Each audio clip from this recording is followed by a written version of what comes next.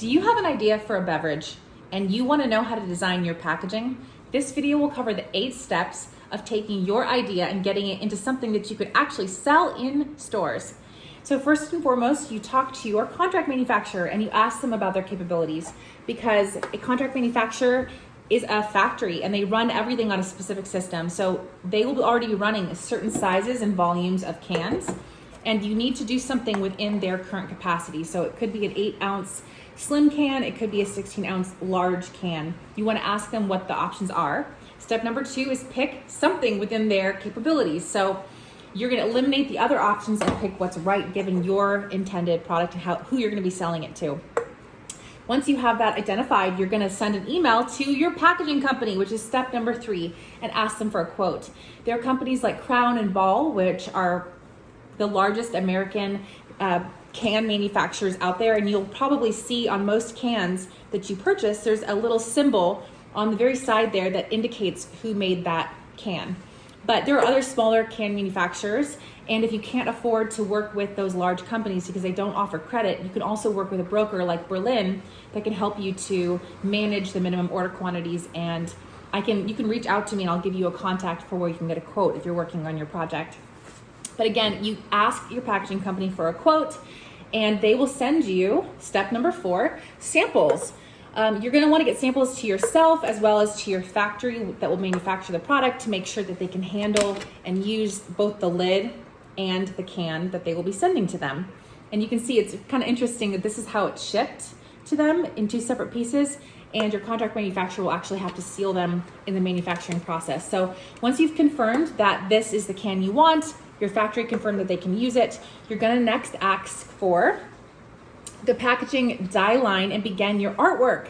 So a die line is basically a printed or a flat file, a PDF or an AI file that shows you the printable area of the can that you're going to make. So this is a great example that if you were to have a 16-ounce can, you can see here that this is the volume that goes around there. So this is exactly what a die line would look like. It's unprinted, and you basically add your artwork to that thing. And so once you're done with that, designing your artwork, you're probably going to want to also talk to your packaging company and see what types of print finishes do you want. Do you want glossy? Do you want matte? Do you want to add weird features like a spot gloss or some weird bumps to it? Any weird features might adjust your price. So you get that final price in place based on your artwork, and then you place your purchase order, which is step number 6. That's the exciting part of the process, because your idea is like real. The moment the money leaves your account, like you know you're in it to win it. So you place your purchase order, and that brings you to step number 7, which is that can company is going to send you printed samples as well as digital samples. And the digital ones come first. So they show you a digital proof and says, hey, you sent us this artwork. This is what we think we're supposed to print. Can you confirm? And they say, yes. You say, yes, that's what I want you to go to print with. Then they're going to send you a printed sample just like this that will show you what this product will end up looking like when it's on the can.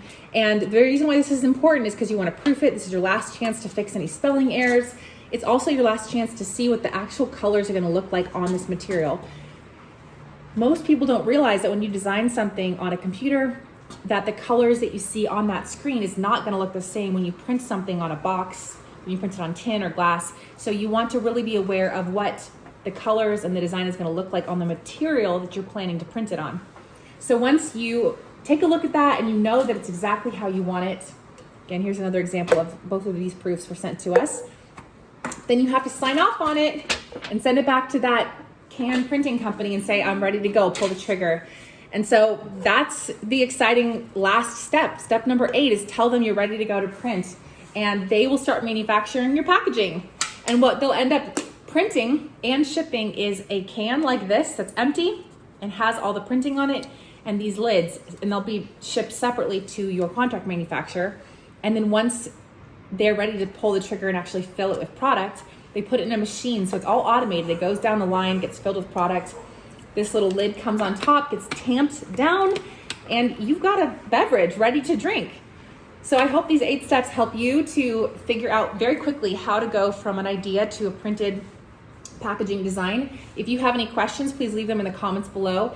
You're also welcome to leave a link to your beverage company that you're about to launch or that you currently have. I'd love to go take a look and see what's out there and get inspired by what you're doing. So thanks so much for joining me, and I hope you have a great rest of your day.